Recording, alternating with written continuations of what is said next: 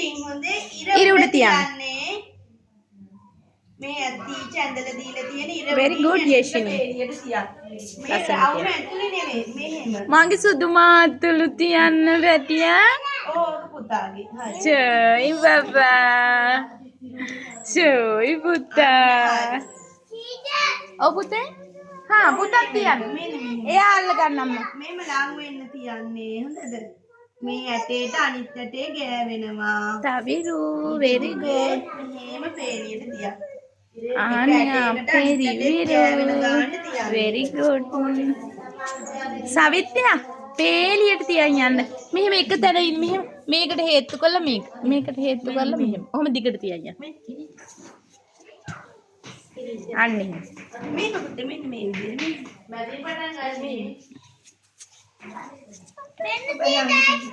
කො මගේ සිතුමෙන් කරන්න.